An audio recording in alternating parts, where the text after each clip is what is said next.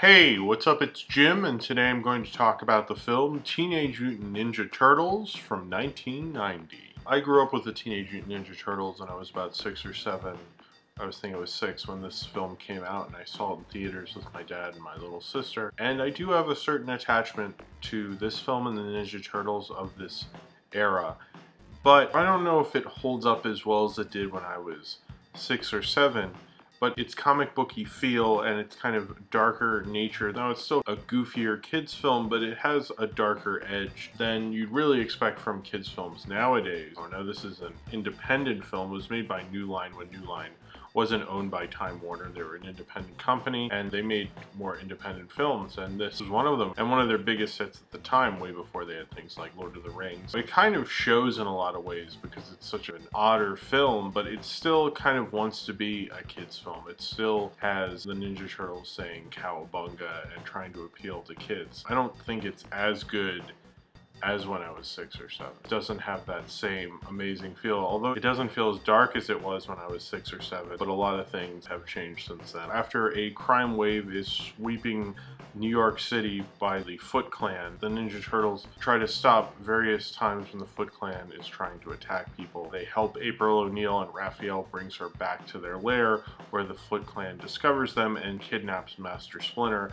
and the Turtles have to find Master Splinter and get back at the Foot Clan and Shredder and defeat him and stop this crime wave from New York City and get Splinter back. When I was a kid, the Turtles were a lot of fun for me. Anytime we had pizza for dinner, I'd bring my Ninja Turtle action figures down to the dinner table. I love the Ninja Turtles, as most 6 or 7 year olds really love the Ninja Turtles. They were a huge deal for kids, and it's because they were fun. It's because they said things like cowabunga and radical and things like that, and they were these surfer kind of stoner, to my understanding now, not at the time. When I was 6 or 7, they were just surfers. I didn't really know them as stoners. They had this kind of fun appeal to them, this fun cartoony idea, and the whole idea of the comic is it's actually a combination. Eastman and Laird, who created the original comic book, which was in black and white, they combined their two favorite comic book creators, Jack Kirby and Frank Miller, which explains kind of some of the Daredevil influences on it, and the mutant thing is from Jack Kirby, so it's like ninjas and mutants. It was kind of made as a lark, kind of a joke. The comics were a lot darker than the TV show. I think the darker tone thing, everyone makes too much of a big deal out of that. It's certainly darker than other adaptations, but I don't necessarily think the comic is like dark. It's not a really dark story. It's just darker in comparison. The lighting is actually, that was one thing. I had it up as kind of on a brighter setting, and it was still dark, but they knew how to bring up the colors in it. It's like done in a way where they still show it's like this darker sewer and New York City, but they don't light it up as much as they do in the sequels. And this film was actually considered pretty violent for a kid's film. That's why it's toned down in the other two films. And I think that's why this film is probably the better for it, because they are, you know, ninjas, so you'd expect them to kind of fight a little bit. I don't understand why there was such a resistance to the violence in Ninja Turtles by parents at the time. I keep reading that. I don't remember that when I was a kid. I remember my parents being fine with it. I guess they were, I don't know. If they did say anything to me, I totally blocked it out. And it was a big deal to see this in the theater. It was a little confusing because when I was a kid, I just knew the TV show, and I keep reading that they tried to get it out before the TV show, but they didn't. I always didn't understand why it was kind of darker. I thought they tried to make a more serious movie version from the cartoon show. Also based on my limited cinematic knowledge of the time of things like Masters of the Universe, which did that as well. I thought this was, you know, certain movies would do that. I didn't really get that it was based on a comic book until later. Before the real comic book boom that would happen in the 2000s, it's one of the few comic book successes, and even fewer comic book successes that wasn't by a major company. Teenage Mutant Ninja Turtles were by Mirage and were actually owned by their creators. Those guys are probably living in giant mansions right now because of that. But you didn't see a lot of comic book movies based on characters that weren't DC or even now Marvel. I mean, it's pretty rare even now to see too many comic book characters who aren't from a major comic book company made into a movie. And this was one that happened way before there was really that many. I mean, the year before you had Batman, Dick Tracy would come out in a couple months after this, but there really weren't that many. And this is one of the few comic book films at the time that doesn't really borrow any ideas from Tim Burton's Batman. It's a very realistic New York City, I mean, relatively realistic. Most of it was shot in North Carolina, I'm assuming because of tax breaks, or they just liked it there, I don't know. I'm assuming particularly the part in the house in the country was North Carolina. But they did shoot some stuff in New York City, so it actually looked like New York City. One of my favorite scenes in this whole movie is the opening where you have all that stuff being snatched, you know, when people turn around and suddenly that truck is completely empty, or the lady turns around and her TV is gone and the wallet stuff. That's really cool, and that's probably one of my greatest fears anytime I turn around, is something like that's gonna happen to me, like in the Teenage Mutant Ninja Turtles movie. You think these movies would make kids think violence is okay, but really it just made me really scared that crime could happen that quickly. Even though now I look at it and I think, oh, that's a really cool, like, comic booky opening, I definitely didn't view it as comic booky when I was a kid. And there really weren't that many comic book kind of versions of movies then. Certain characters are changed, particularly Donatello. He's not the smarter Ninja Turtle he was on the cartoon show. He's more of just a regular Ninja Turtle. Him and Michelangelo have more similar personalities. Leonardo and Raphael are the only two who have different personalities. It's kind of interesting that the opening theme song to the cartoon show is better at showing how they're different individuals than this movie does. I think that's one of the things that worked about the Ninja Turtles, is they all had different personalities, which this movie doesn't show as well, I'd say. Casey Jones, the guy who plays him, he's kind of a character actor who you've seen in more stuff than you'd probably realize. He was a gangster in the most recent Harold and Kumar, and I don't hate Casey Jones in this film. He's definitely very 1990. Him and the actress who plays April O'Neil, I like them both a lot. I wish they had kind of let them stick around through other installments of the films. I can't exactly figure out what the deal was with that, but I'm assuming it's because they asked for more money. The turtle costumes were some of the last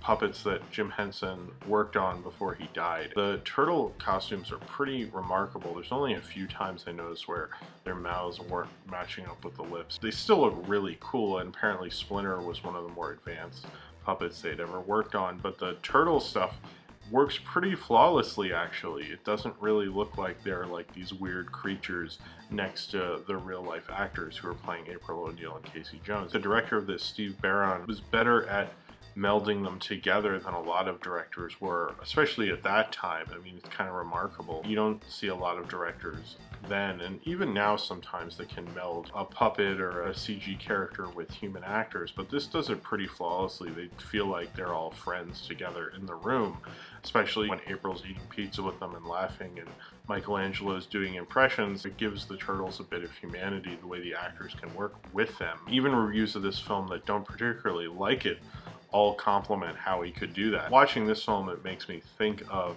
practical effects, and what was so good about them is you had kind of a reality to it that you wouldn't really have now. Now it's like so fictional, it feels so unreal and so Hollywood, and this to me felt more realer when I was a kid, but it also feels a lot more realer than when I see a CG thing now. It's some of the best puppetry, Jim Henson stuff in a major Hollywood film, and it's one of the few films that he worked on really that wasn't one of his. He died shortly after. Apparently he actually didn't like the violence. I don't know if that's true.